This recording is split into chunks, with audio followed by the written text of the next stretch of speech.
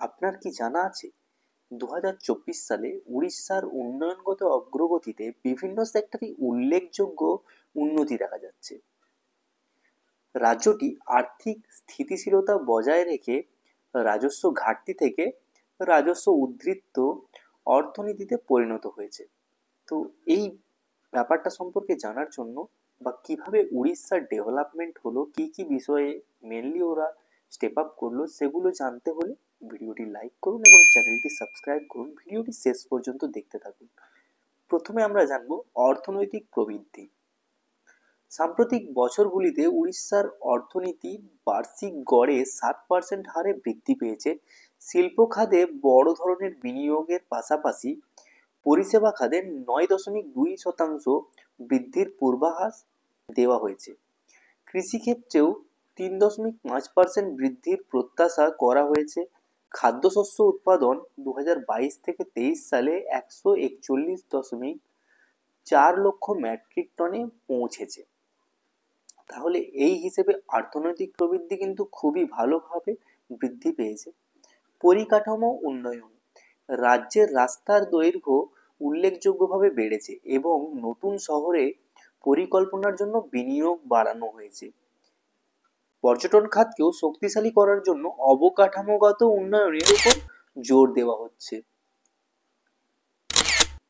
3 নম্বর point যেটা আমাদের জানা উচিত, দরিদ্র হ্রাস ও সামাজিক উন্নয়ন। বহু মানুষকে দরিদ্র থেকে উত্তোলন করা হয়েছে এবং শ্রমশক্তিতে নারীদের অংশগ্রহণ বৃদ্ধি পেয়েছে।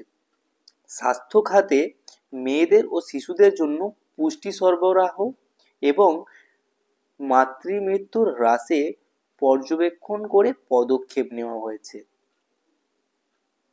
এবার আমরা দেখব শিক্ষা ও কর্মসংস্থান। শিক্ষার ক্ষেত্রে জাতিগত গোষ্ঠীর জন্য আবাসিক স্কুল এবং কর্মদক্ষতা বৃদ্ধির প্রোগ্রাম চালু করা হয়েছে, যেমন স্কিল ডেভেলপমেন্ট প্রোগ্রাম।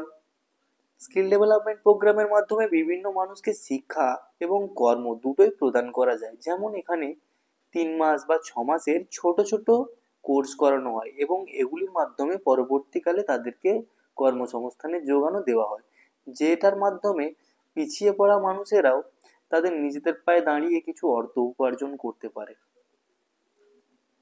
যুব সমাজকে কর্মসংস্থানের জন্য দক্ষ করে তোলার উদ্যোগ নেওয়া হয়েছে।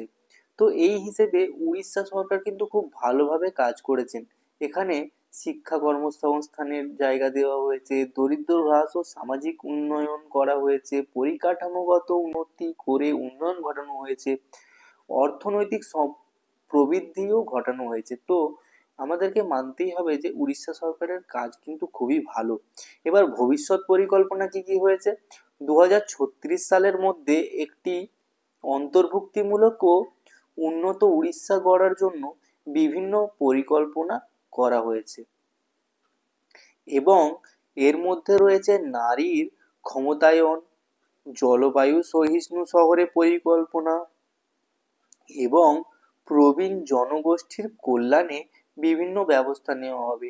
তো বিভিন্ন রকমভাবে বিভিন্ন এনজিও গঠন করা হবে এবং এর সাথে সাথে যারা প্রবীণ মানুষ আছেন তাদের জন্য সরকার নজর রাখছেন, তাদের কল্যাণের জন্য কিভাবে কি করা যায়, তো সেই ব্যাপারেও সরকার নজর দেবে। এবার এই উন্নয়নগুলো রাজ্যের অর্থনীতি ও সামাজিক অবস্থার আরো শক্তিশালী করে তুলছে এবং আরো বিস্তারিত জানতে আপনি আমাদের সাথে জুড়ে থাকুন।